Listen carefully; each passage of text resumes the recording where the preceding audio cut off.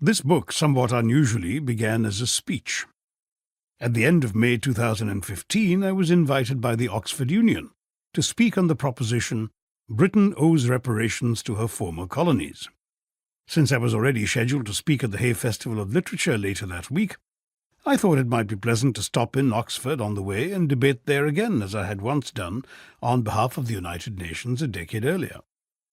The event, in the Union's impressive wood-panel premises dating back to 1879, was a success, and I left pleased enough, but without giving the proceedings a second thought.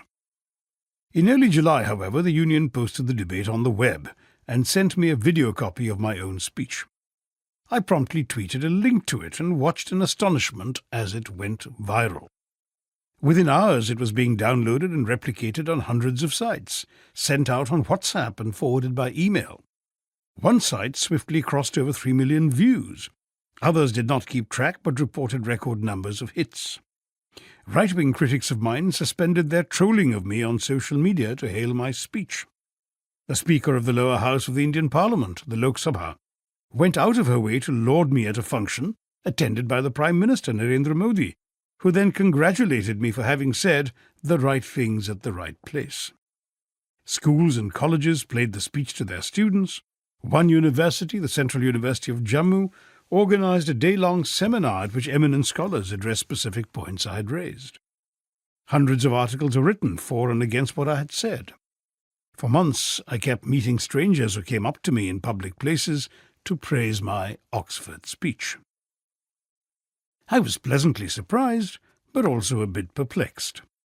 For one thing, though I had spoken well enough for my side to win the debate by a two-thirds majority of the audience, I knew I had made better speeches that had not acquired a tenth of the fan following this one had. For another, I honestly did not think I had said anything terribly new.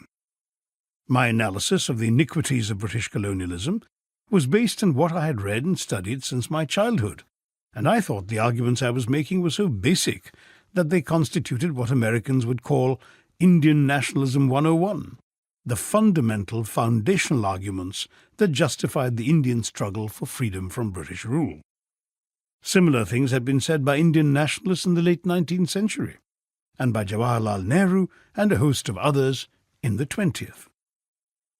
Yet the fact that my speech struck such a chord with so many listeners suggested that what I considered basic was unfamiliar to many, perhaps most, educated Indians. They reacted as if I had opened their eyes, instead of merely reiterating what they had already known. It was this realization that prompted David Davidar to insist I convert my speech into a short book, something that could be read and digested by the layman, but also be a valuable source of reference to students and others looking for the basic facts about India's experience with British colonialism. The moral urgency of explaining to today's Indians and Britons why colonialism was the horror it turned out to be could not be put aside.